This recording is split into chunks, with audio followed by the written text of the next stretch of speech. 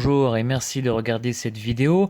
Aujourd'hui c'est un petit peu particulier puisque je vais vous montrer comment je me suis retrouvé complètement bloqué avec mon car dans un tunnel en virage, en travaux, avec un véhicule en panne à La Défense à Paris.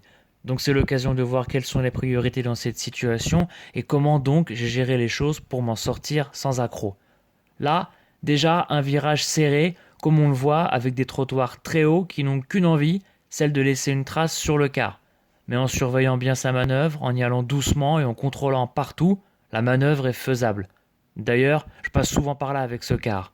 Il faut surveiller le jumelage droit pour qu'il passe sans que l'enjoliveur frotte, en même temps que le coin gauche de mon bas de caisse avant. Est-ce que j'ai besoin d'allonger pour faciliter son passage? Je surveille avec mon antéviseur gauche, ça passe impeccable. L'enjoliveur, notamment ceux qui sont chromés, est une pièce souvent abîmée, on n'y fait pas attention, pourtant ça se voit tout de suite quand ils sont rayés et touchés. Et comme ils se déclipsent facilement, à la première touchette, on les perd en route assez fréquemment. Et rentrer au dépôt avec un enjoliveur en moins, ça se voit. Alors, sur la gauche, je prends la direction du tunnel, je passe la barrière 4 mètres, impeccable, mon car fait 3,75 m. Ensuite, premier panneau de travaux, je ralentis.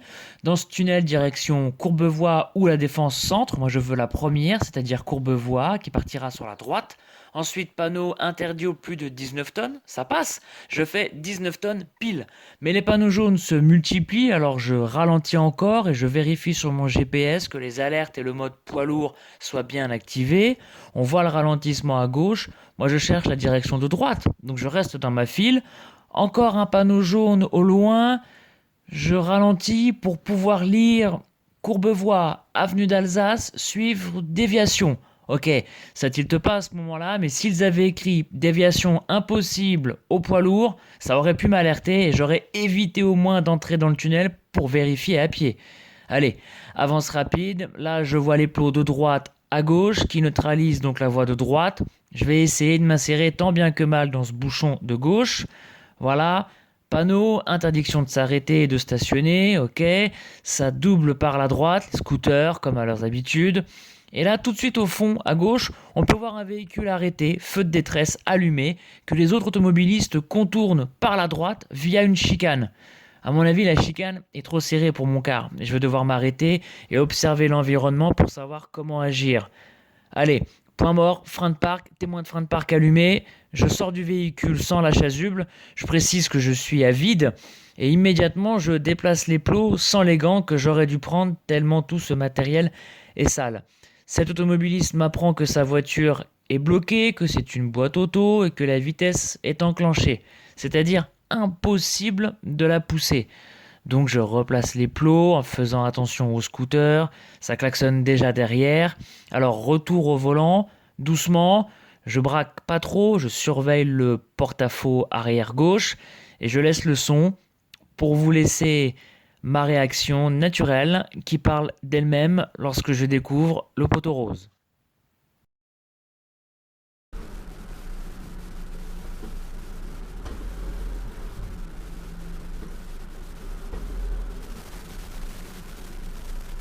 Ah putain, c'est fermé! Mais non!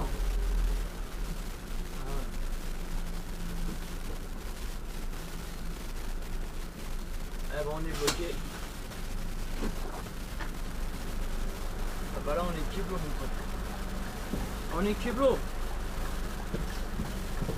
Donc là, immédiatement, je comprends que comme le gabarit de mon car m'empêche de prendre à gauche, c'est marche arrière obligatoire.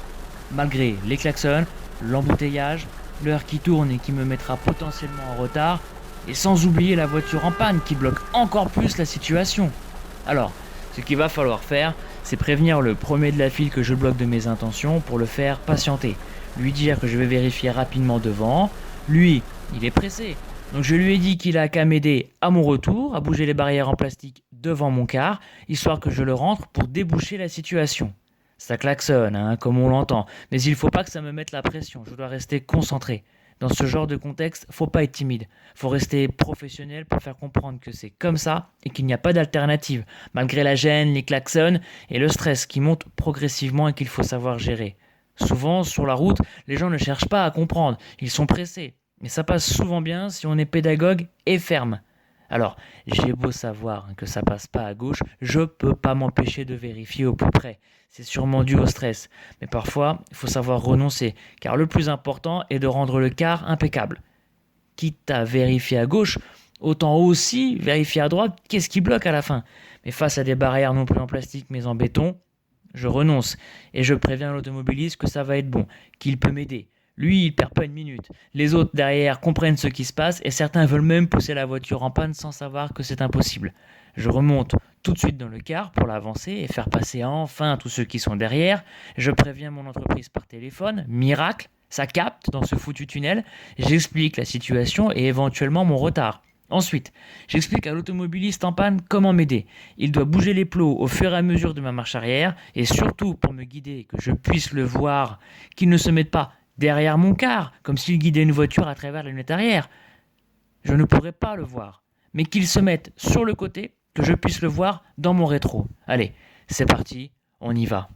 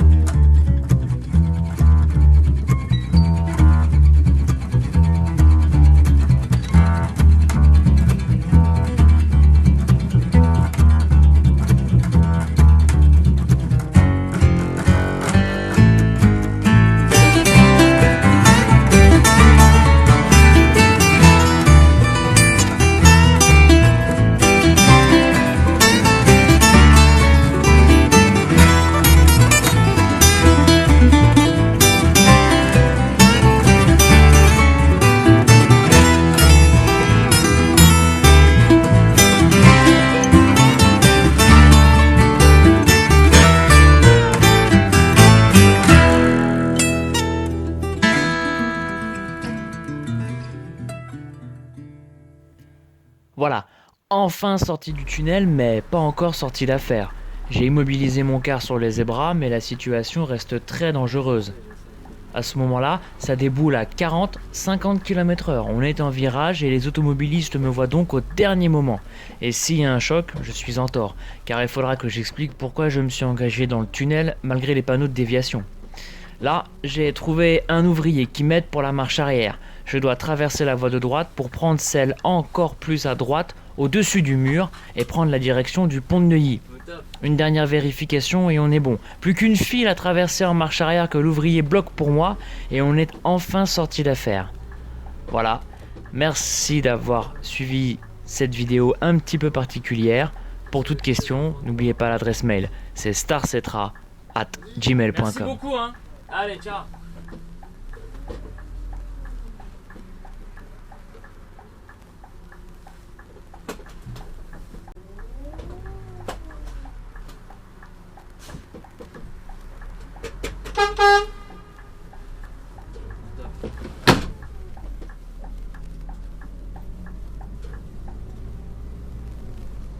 Waouh.